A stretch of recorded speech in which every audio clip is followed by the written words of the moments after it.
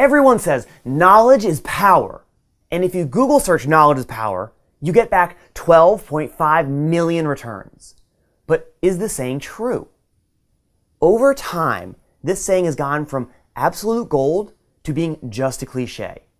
Today, we're going to transform it back into gold so you can use it to access real power, crush it in your business, and make a serious impact in the world. People have lots of different interpretations of the word power. So first, let's get clear on what I mean here by power. Power is the ability to cause results with velocity. And the more power you have, the greater your ability to produce results quickly. Sounds good, right? Let's first examine the saying knowledge is power. Is it really true? We have access to more information than ever before. TechCrunch said that every 2 days, we create as much information as we did up until 2003. Shouldn't the people who know the most about leadership be the best leaders then? Or people who have read the most books on sales be the best salesmen? Is this the case? Not really. More and more people in the Forbes list of billionaires never finished college.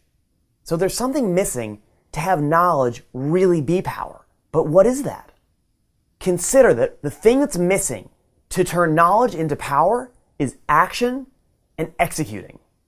Rumpelstiltskin had a whole lot of straw, just like we have a whole lot of knowledge. And to turn the straw into gold, he had to do what? He had to take action. And it's the same thing for you and for me. Now, I don't want you to hear this that knowledge isn't important or it doesn't matter. It's a key catalyst to being able to take effective action. And knowing all of this alone isn't going to give you power either.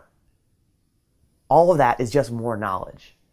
To really give you Rumpelstiltskin-like ability to turn knowledge into power and then have that become results and impact, we have to look at what gets in the way of action and stops us.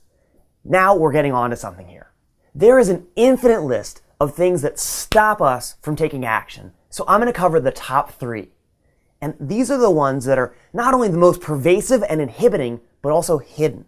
And in identifying them, we can see what they are and move them aside so we don't have to be stopped anymore. I'm going to go through this short list, and as I go, I really invite you to see where these things that get in the way of action may stop you. Consider that the first thing that stops us is fear of failure, specifically avoiding failing, and this stops us from taking action and executing on what's important. So what do I mean here, failure? Failure is hearing a no, or being criticized, or getting embarrassed, or something just not working out how you want it to. And if we don't do anything at all, we can't fail. For myself, I find myself putting off making important phone calls because I may hear a no, and that's a failure. The second thing that stops us from taking action is that our brains are designed to avoid doing hard thinking and tasks that seem difficult because they use a lot of energy. And if you think for yourself, how excited are you to jump into something that looks hard or like it's going to be a ton of work? You're probably not on the edge of your seat to do it. Consider that part of being human is to resist something that looks like it's going to be difficult or take a long time. And if we don't start doing something, then we get to avoid that hard work or that difficulty. And if it's not something that we absolutely have to do, then we often never break through our own resistance and never do it. And this is how things fade to just good ideas or things we wanted to do, instead of things that we execute on to make real in the world. The third is we don't have something exciting and inspiring to focus on that's strong enough to pull us through fear of failure, or get us through the difficulty that we may encounter, or really push us and motivate us to take action when we don't really want to, or even to break through and set aside our own resistance. What there is to do is come up with what I call your game. And I don't mean game like Candy Crush or Monopoly. I mean a compelling and inspiring pursuit that fulfills on who you are.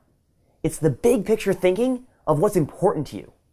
And really fulfilling on it, it's what really matters to you, and it not only affects you, but it affects other people.